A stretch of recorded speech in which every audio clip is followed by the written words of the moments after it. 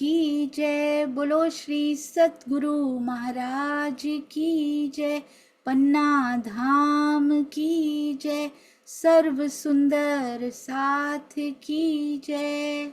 आप सभी सुंदर साथ जी के धाम हृदय में विराजमान शोभायमान प्राण प्रियतम हृदयेश्वर प्राणेश्वर रूहों के सरताज आपके नूरी कोमल चरणार विंद में कोटान कोट प्रणाम जी। डे 181 181वां दिन श्री सिंधी मंथन। आपने मुझे अपनी पूरी शक्ति देकर आत्मिक आनंद के लिए तैयार कर दिया है। ये कितनी सुंदर चौपाई होगी और ये कितना प्यारा कितना सुंदर प्रेम से भरा हुआ ये अर्थ भावार्थ है कि आपने मुझे, मैं नहीं हो सकती हूँ, मेरी कोई सामर्थ्य नहीं है धनी जी, पर आपने मुझे पूरी शक्ति देकर आत्मिक आनंद के लिए तैयार भी वही करते हैं, देते भी वही हैं, तैयार भी वही करते हैं। तू ही तू ही तू। इस प्रोसेस में मैं हूँ ही कहाँ, मेरी, हम तो उनके तन है ना सुंदर साथ जी, वो खुद ही इस प्रोसेस में जा रहे हैं, देखने को हम दिखाई दे रहे हैं, हम उन्हीं के अंग हैं। यदि कसौटी भी आ रही है, इस जीव पर आ रही है, वो आत्मा इसका अनुभव कर रही है, तो मुझसे करोड़ गुना ज्यादा अनुभव तो पिया जी को हो रहा है। कहाँ कसौटियां हम सहन कर पा रहे हैं। इस आनंद के लिए तैयार करने के लिए ये कसौटी आती, बस नजर भर बदलने की देर है। नजरिया बदल के देखिए क्या जीवन में घटित हो रहा है और पिया मुझे कहाँ लेकर जाना चाहते हैं। ये जो कसौटियाँ जीवन में आई हैं, मेरे धनी ने मेरे लिए कौन सा खजाना खोल कर रखा है और वो देने वाले हैं। बस इसमें विवेक दृष्टि रखिए, जागृत बुद्ध कहाँ ले जाएगी हमें सुंदर साथ जी।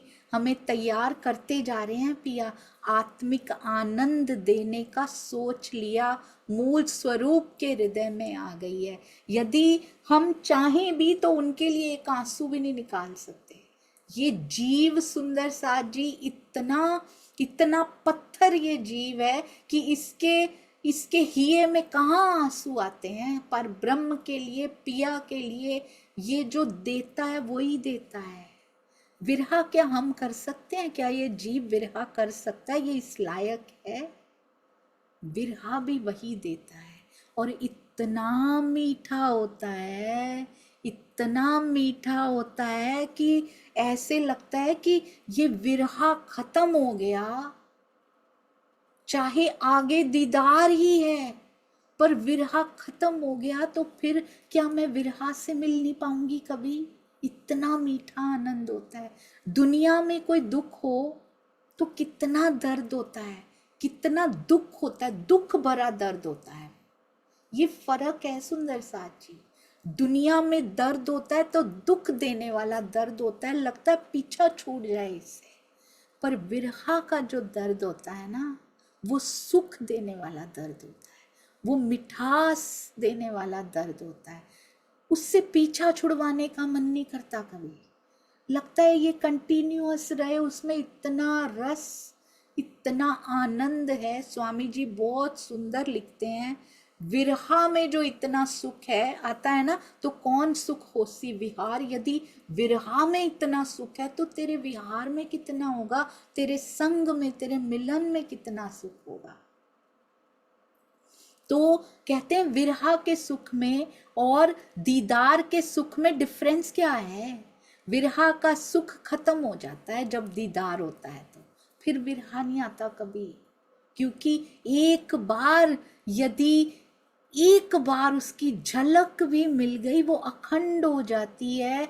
स्वामी जी इतना सुंदर लिखते हैं, सुंदर साथ जी कहते हैं एक झलक मिली। कभी बीतक साहब में हमने पढ़ा है कि देवचंद्र जी को दोबारा वैसे दर्शन हो गए हो जैसे पहली बार हुए थे, जैसे श्याम जी के मंदिर में दर्शन हुए। क्या जीवन में कभी दोबारा वैसे दर्शन हुए देवचंद्र जी को? मिहिरराज ठाकुर जी को, इंद्रावती की आत्म को जो दर्शन हुए, क्या दोबारा वैसे दर्शनों का प्रसंग कभी आता है? कभी नहीं आता। तो स्वामी जी कहते क्या एक बार देखकर उनका दोबारा दिल नहीं करता होगा देखने का, कि मैं उसी स्वरूप में, परम धाम के उसी श्रृंगार में, इन्हीं भौतिक आंखों से फिर से देख लूं उनको?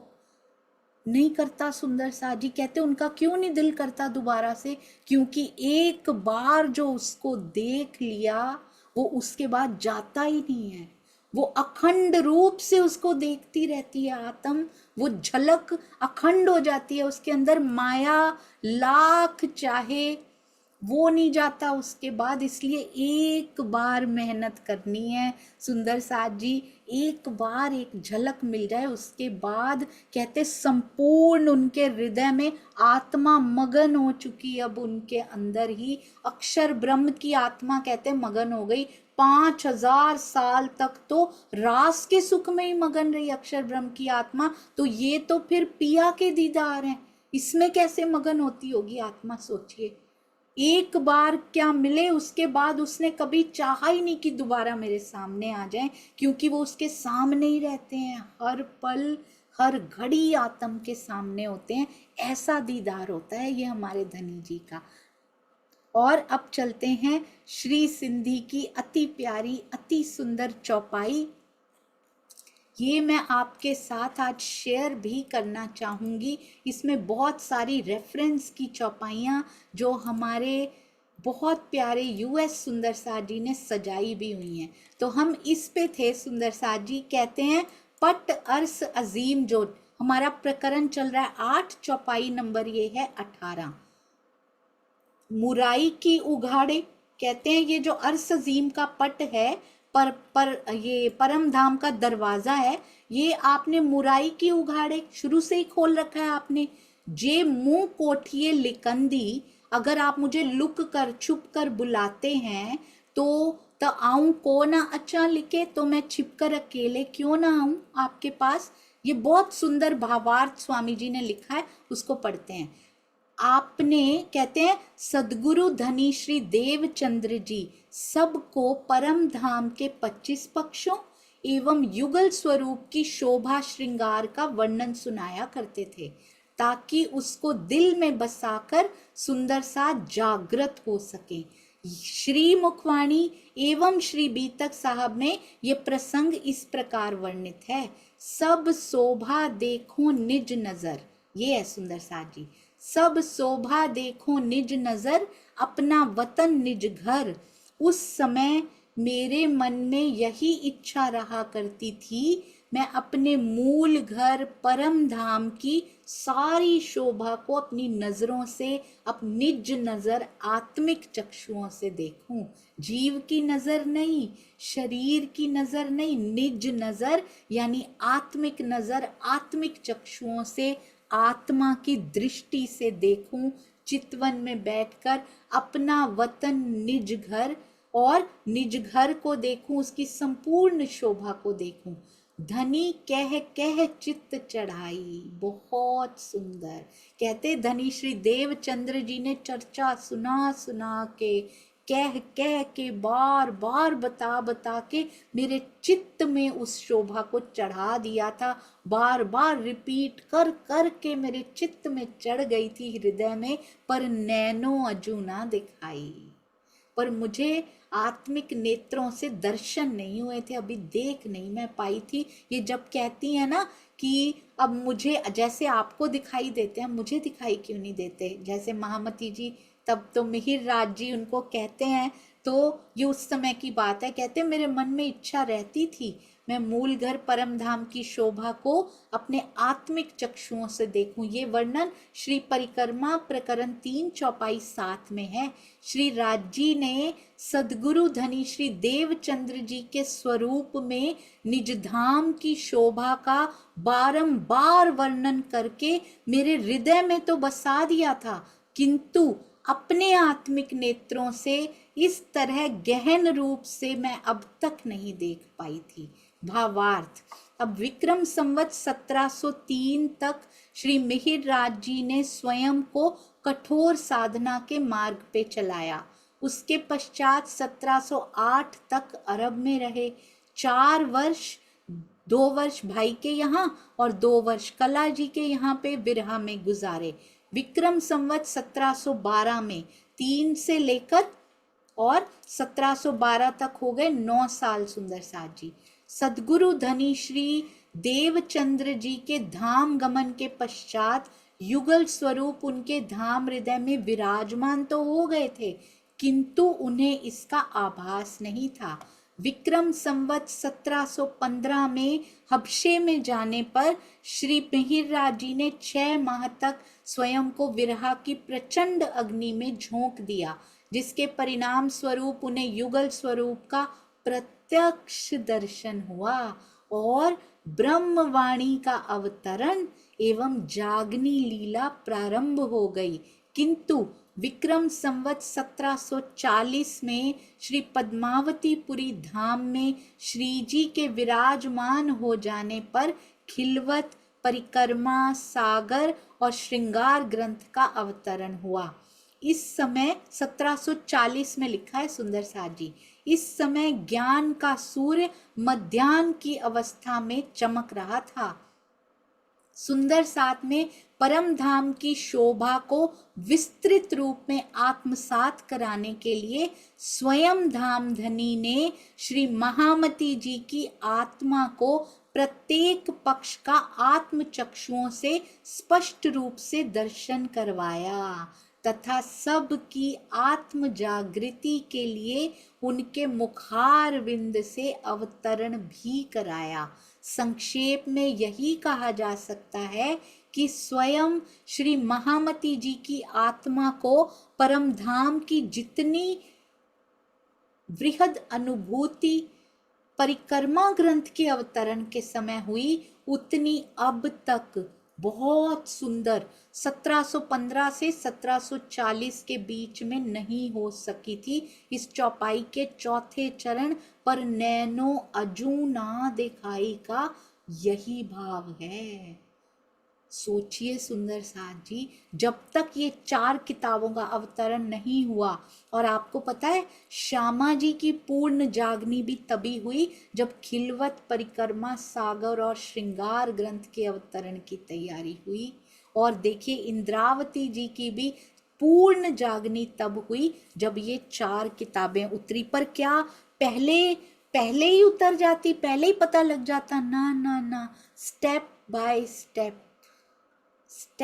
स्टेप लेके गए हैं। इंद्रावती जी को स्टेप बाय स्टेप लेके गए, श्यामा जी को तो जामा भी बदलना पड़ा, स्टेप बाय स्टेप लेकर गए। तो हम सीधा खिलवत, परिक्रमा, सागर, श्रृंगार पढ़ेंगे और ब्रज रास प्रकाश, कलश, खट्रुति इन सबको छोड़ देंगे तो क्या चलेगा सुंदर साथ जी? हम सोचते हैं अरे हम तो ब्रह्मंगना है, हम तो ये 4 किताबें मार्फत की पढ़ेंगे। नहीं होगा, स्टेप बाय स्टेप चलना पड़ेगा सुंदर साथ जी। इंद्रावती जी को चलना पड़ा, श्यामा जी को चलना पड़ा। हम अपने आप को क्या समझते हैं?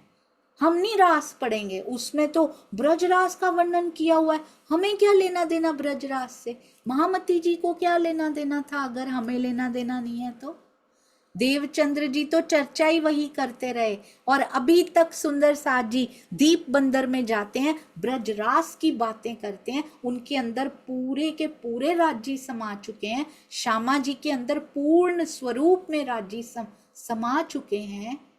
और अभी भी ऐसा नहीं है ये 4 किताबें उतर चुकी हैं और इसके बाद ब्रजरास का वर्णन ना किया हो।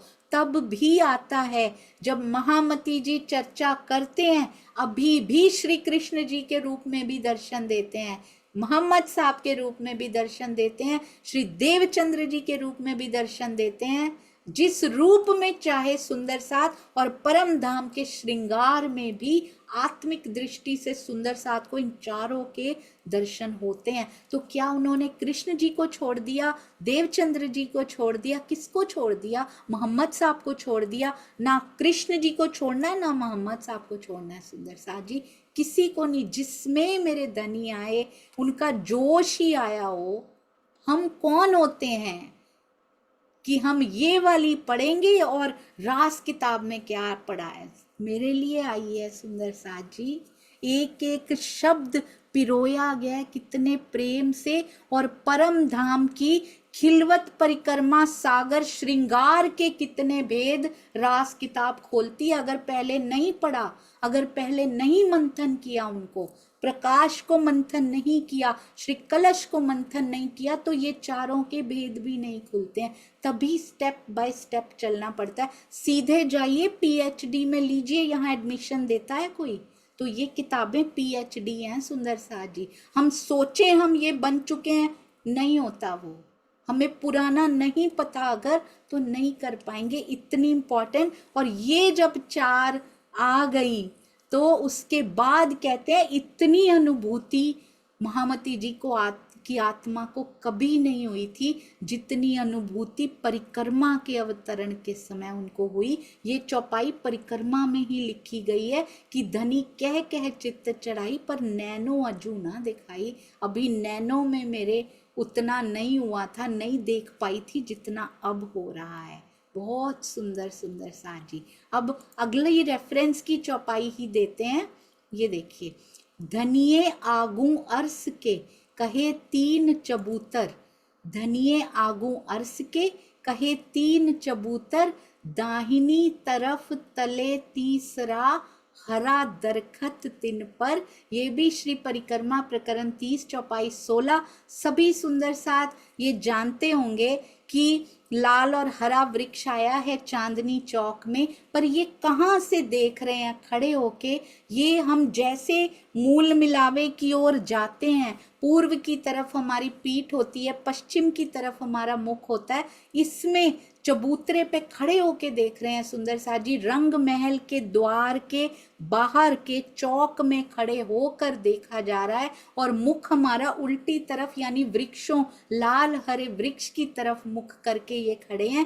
कहते हैं सतगुरु धनी श्री देवचंद्र जी ने मुझसे रंग महल के आगे तीन चबूतरों का वर्णन किया था। कैसे? चौक में खड़े हो जाइए, रंग महल के दरवाजे के पास, मुख्य द्वार के पास, आसपास दो चबूतरे दिखाई देते हैं, 4 मंदिर के लंबे और 2 मंदिर के चौड़े, अपने ही आसपास रंग महल के द्वार के ही बाहर, और सामने 2 चबूतरे दिखाई देते हैं। 100 सीढ़ियां उतरे नहीं, वहीं से खड़े होके, एक लाल वृक्ष का, एक हरे वृक्ष का। पर यहाँ तो 3 चबूतरों का वर्णन किया उन्होंने। सिर्फ कौन कौन से? मुख्य द्वार के दाएं बाएं दोनों ओर रंग महल की दीवार से लगते हुए 2 चबूतरे, तथा तीसरा चबूतरा चांदनी चौक में दाईं ओर दक्षिण दिशा में स्थित बताया गया था, जिस पर हरे रंग का वृक्ष आया है। लाल रंग के वृक्ष का वर्णन ही नहीं किया गया सुंदर साथ जी, लाल रंग के वृक्ष का वर्णन ही नहीं किया गया। अति अति सुंदर, दाएं हाथ में हरे रंग का, बाएं हाथ का, सामने से देखें तो ऐसे ही दिखेगा ना, बाएं हाथ के वृक्ष का वर्णन नहीं किया गया। तो ये कहते हैं मेरी परीक्षा ले रहे थे, देखो ऐसे कैसे लगेगा देखने में भी, इधर वृक्ष है इधर कुछ है ही नहीं। तो ये परीक्षा महामती जी ने कितनी सुंदरता से पास की। उन्होंने कहा वहाँ चौथा चबूतरा भी है, उन्होंने सिर्फ 3 बताए जबकि वहां पे 4 थे। बहुत सुंदर सुंदर साची। धनिये आगू ऐसे अर्स के, हाँ जी ये देखिए श्री मुखवाणी में और श्री बीतक साहब में कौन सी ये शोभा का वर्णन है? क्यों ये चौपाइयां दी गई हैं? सिर्फ चौपाइयां नहीं पढ़ते जाना, उनका रेफरेंस क्या है, क्यों बताई गई हैं ये चौपाइयां? क्योंकि 25 पक्षों और युगल स्वरूप की शोभा श्रृंगार का वर्णन देवचंद्र जी सुनाया करते थे। ये उसकी बात है पूरी, कि वो मुझे बताया तो करते थे पर मेरे नैनों में अजू दिखाई मुझे नहीं दी थी। और इधर धनी ने बताया था 3 चबूतरे हैं। फिर भाव काढ़ दिखा वहीं, ये सारी चौपाइयां उसी से रिलेटेड हैं।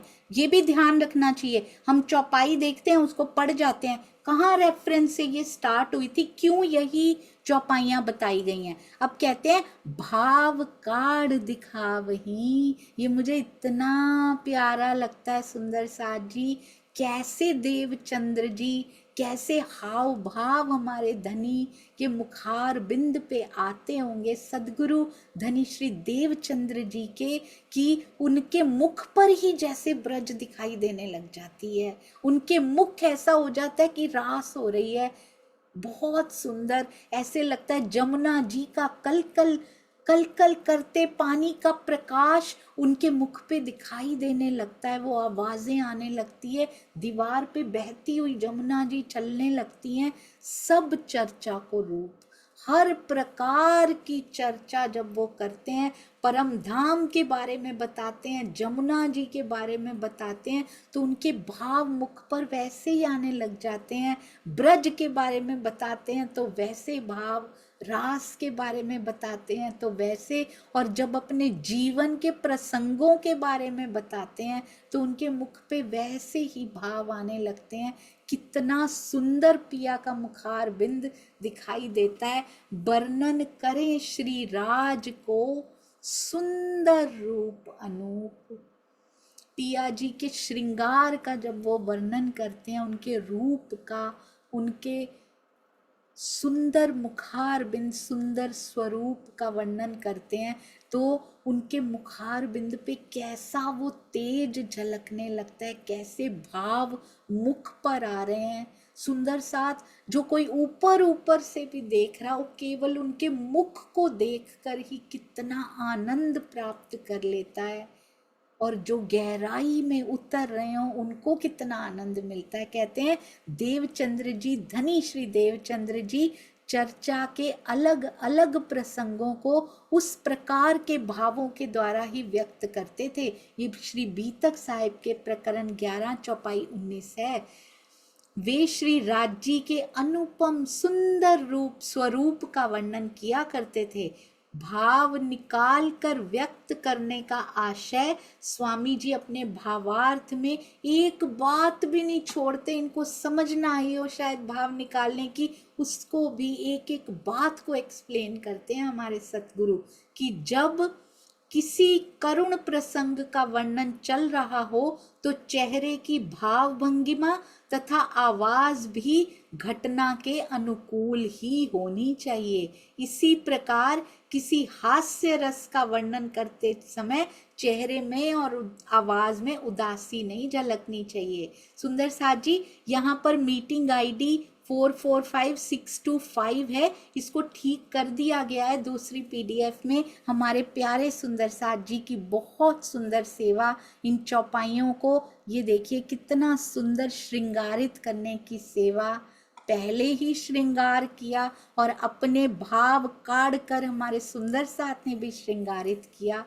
आपके चरणों में, सब सेवा भावी सुंदर साथ के चरणों में कोटान कोट प्रणाम जी। कैसा वो समा होता होगा आज भी, यदि हम अपने सतगुरु को सुने, चर्चा जो आपके दिल को लगती चर्चा हो वो सुनिए सुंदर साथ जी। जिस मुखार बिंद से आपके हृदय में जाती हो, जो वचन आपके हृदय में चोट कर जाते हो, वहां सुनिए। कोई बंधन मत रखिए, पता नहीं ये टिकटिकी कब खत्म हो जाएगी इसकी। इन्हीं सब चीजों में पड़े रहे तो घिसता चला जाएगा ये शरीर इसी में। वैसे ही ये मशीन, कहते हैं ना जैसे दिल्ली में 10 साल में कार पुरानी होने लग गई, आजकल इसकी भी उम्र बहुत कम है। इन सब चीजों में बिल्कुल व्यर्थ नहीं करना।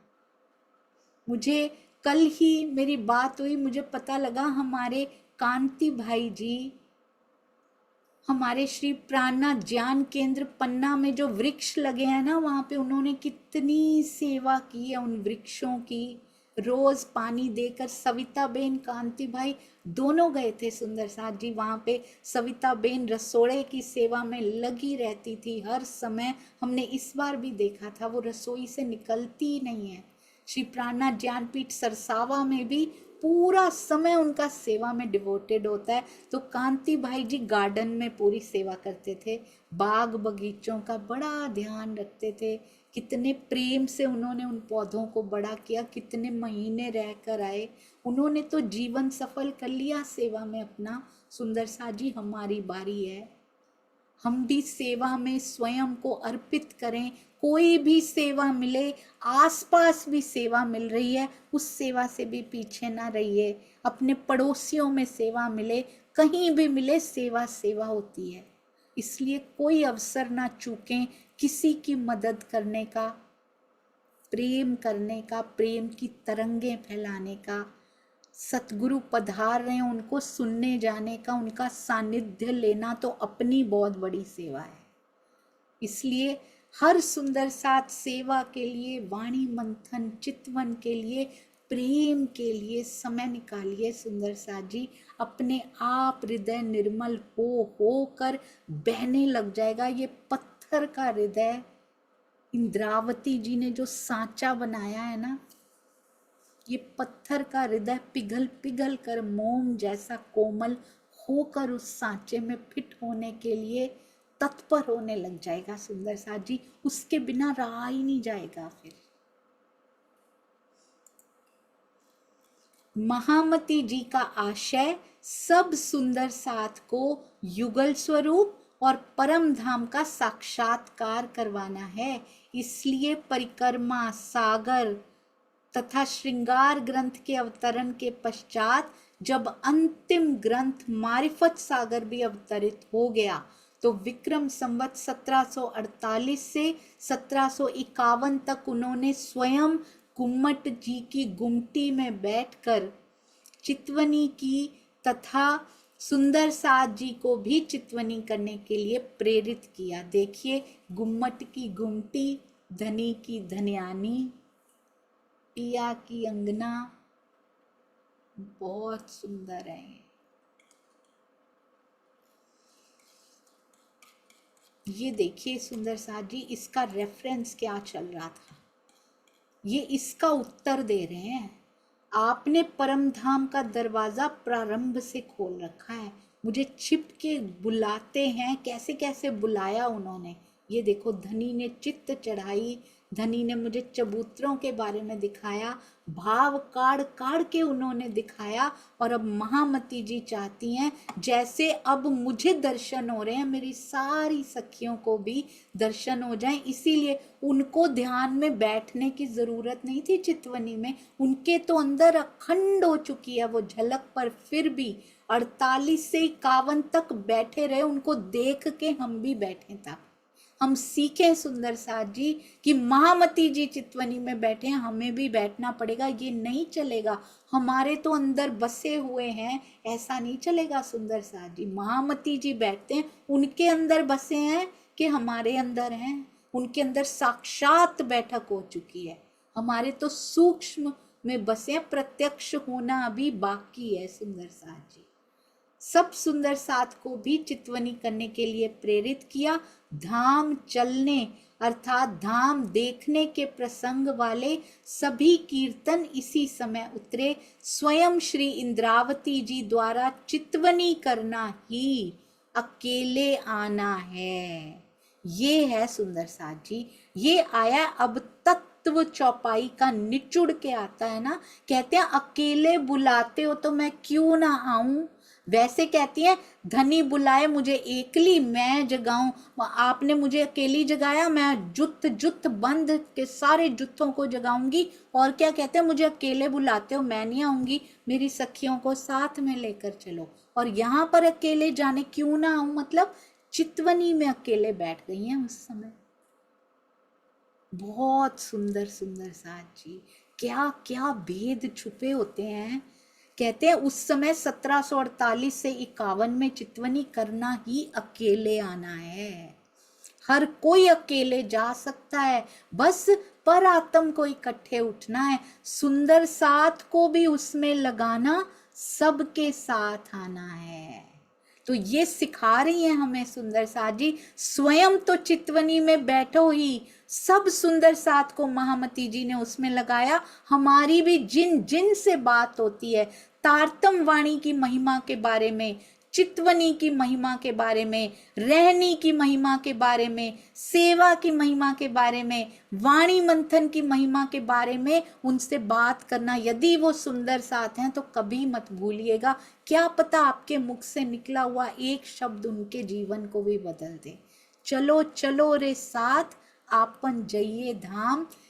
अब हम चले धाम को, उसमें वो कहते हैं कि मैं तो चितवनी करने के लिए मुड़ रही हूँ, और अब कहते चलो चलो तुम भी मेरे साथ चलो, सबको उसमें लगाना, आपन जइए धाम। सारे मिलकर चलो, सारे चितवनी करें और धाम चलें। यही तथ्य किरंतन में दर्शाया गया है। सिंधी ग्रंथ में स्पष्ट कहा, आऊं हेकली की थिया, मैं अकेली आपके पास कैसे आऊं। और यहाँ पर कह रही है कि मैं अकेली क्यों ना आऊं।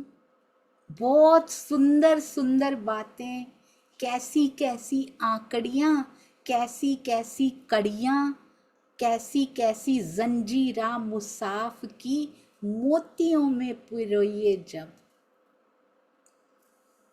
बहुत आनंद आता है जब इंद्रावती जी की बातें पता लगती हैं, तो इतना आनंद आता है। ये ब्रह्मवाणी सुंदर सा जी, इंद्रावती 12,000 रूप लेके बैठी हैं, ऐसा लगता है। हर सुंदर साथ के दिल की बात इसमें लिख दी है। पिया जी ने यहाँ भी 12,000 रूप लेके लगता है वाणी लिखी, एक एक सखी के बारे में सोच सोच के, इसकी स्थिति ये होगी, ये भी वाणी में आना बहुत जरूरी है, इसकी स्थिति ये होने वाली, ये भी वाणी में आना बहुत जरूरी है, ये ऐसे जीव पर बैठने वाली है। उनको तो सब पता है, वाणी लिखी होगी, एवरी वन को केटर करती है ये ब्रह्म वाणी। कोई जीव, कोई ईश्वरी, कोई ब्रह्म सृष्टि ऐसी नहीं है जिसको ये वाणी केटरिंग ना देती हो। सुंदर साथ जी, उनको सब पता है कैसे, और स्पेशली ब्रह्म सृष्टि को। जीव सृष्टि के लिए बहुत थोड़ा लिखा गया, बहुत ही थोड़ा। कहते बाकी ग्रंथों में लिख दिया मैंने, I am not much interested in जीव सृष्टि। महामती कहे साथ जी, साथ जी, साथ जी। ईश्वरी सृष्टि के बारे में थोड़ा सा, और वो भी ग्रंथों में लिखवा दिया हुआ है। ब्रह्म सृष्टि के हर जीव को भी केटर किया गया। उनको पता है कैसे कैसे मिलने वाले हैं भाई, कैसी वैरायटी यहाँ पे मिलने वाली है, वैरायटीज ऑफ जीव, सब के बारे में ब्रह्मवाणी में लिख दिया। तुम ऐसे करो, तुम ऐसे करो। जिस स्थिति में जीव पहुंचता है, ब्रह्मवाणी वैसे दिखाई देने लग जाती है। बिल्कुल इतनी सुंदरता, सुंदर साजी शायद ही यहाँ सिर्फ पिया के दीदार में इससे अधिक सुंदरता हो सकती है। वो भी यही ज्ञानमय कलेवर, प्रेममय कलेवर बन जाता है। बस ये बस अवस्था है, कभी ये ज्ञान का स्वरूप दिखाई देते हैं, फिर ये प्रेम का स्वरूप बन जाते हैं।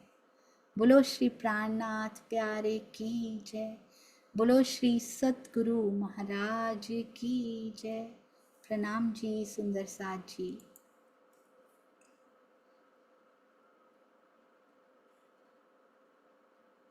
कृपया क्षमा कीजिएगा सुंदर साथ जी, भूल चूक की तो पोटली हूँ मैं।